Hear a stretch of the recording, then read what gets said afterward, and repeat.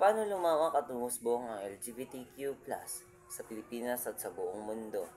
Magandang araw, gabi o hapon sa inyo. Ngayon, pag-uusapan natin kung paano lumawak at umusbong ang LGBTQ community hindi lang dito sa Pilipinas, kundi pati na rin sa buong mundo. Mula na rin sa pakikipagbaka para sa pagkikilala hanggang sa pandiriwang ng karapatan. Napakalayo na ng narating ng komunidad. By the way, I'm John Maxwell Castro and my topic is about LGBTQ. Dito na. Pinagmulan at kasaysayan, ang LGBTQ movements ay nagsimula bilang tugon sa diskriminasyon at kawalan ng karapatan noong 1969. Naganap ang Stonewall Riot sa New York, isang mahalagang pangyayari kung saan lumaban ang mga miyembro ng LGBTQ para sa respeto at karapatan. Ito ang naging simula ng mga Pride March sa ibang bansa. Kasunod nito, maraming bansa ang nagsimula kilalanin ang karapatan ng LGBTQ at unting-unting nagkaroon ng mga batas laban sa mga diskriminasyon, same-sex relationship at kalaunan. Ilang bansa ang nag-legalize ng same-sex marriage. Paglawak ng buong mundo. Habang tumatagal, mas naging malakas ang boses ng LGBTQ community sa iba't ibang bahagi ng mundo dahil sa social media kung saan mas naging madali ang pagpalaganap ng impormasyon at suporta. International organization na nagtatanggol sa karapatan ng mga pantao. Media representation. Mas maraming pelikula, series, kanta, or public figures nang come out of na nagbigay ng inspiration, education na awareness, and campaign na nagtuturo ng respeto at equality. Dahil dito, mas dumami ang bansang nagbigay ng legal na proteksyon tulad ng anti-discrimination, law of same-sex marriage, katulad na kanina. Sitwasyon sa Pilipinas ngayon. Situation lang sa Pilipinas. Wala ngayon.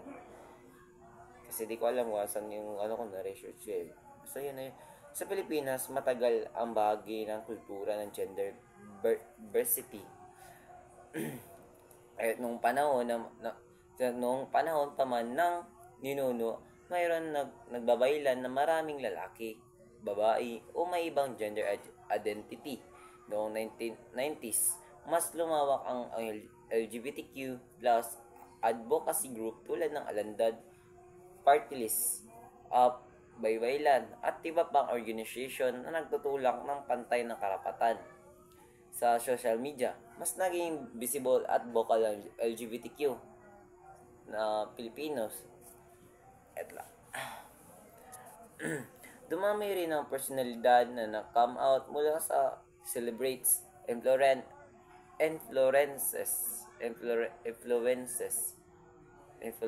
influencer.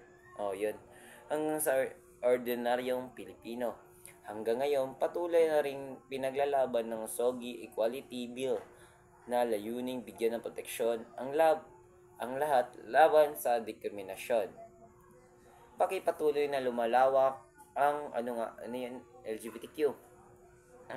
Lumalawak ang umusbong LGBTQ plus movement dahil mas bukas ang usapin tungkol sa mga identity at karapatan.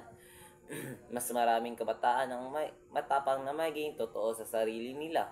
At yun, yung totoo at hindi na nahihiya sa lumalakas ang suporta mula sa pamilya, paraan, sibat, at iba ang sektor. Kasi marami na rin mga kabataan na pinipili nilang magsumbong or umami sa kanilang mga pamilya, sa kanilang mga kapamilya. Marami namang doon eh. Lumakas ang support. Mali. Patuloy rin ang pakikipaglaban ng equality, respeto at love. Love. Sana only love. Ang pag-unlad ng movement ay hindi lamang tungkol sa pagiging iba, kundi tungkol din sa pagiging sorry. Tungkol din sa pagpantay-pantay na pantay-pantay. Basta yun na yun. Sa kabuuan, ang LGBTQ movement ay nagmula sa matinding pakibaka, lumalabas sa patulong na pagkakaisa at patuloy na umuunlad dahil sa pag-ibig at respeto. Ang kanilang kwento ay nagpapaalala na ang bawat tao ay anumang gender identity or sexual orientation ay may karapatan maging masaya, ligtas at tanggap, maging malaya at maging buo sa kanilang sarili. Maraming salamat sa Natatama ko yung camera. Maraming salamat sa inyo at sa panonood at pakikinig sa aking video. That's all. Thank you. Good night, good afternoon, or good morning. Basta yun na yun. Thank you for watching to my videos and maraming salamat po. This is for my education ha. Thank you.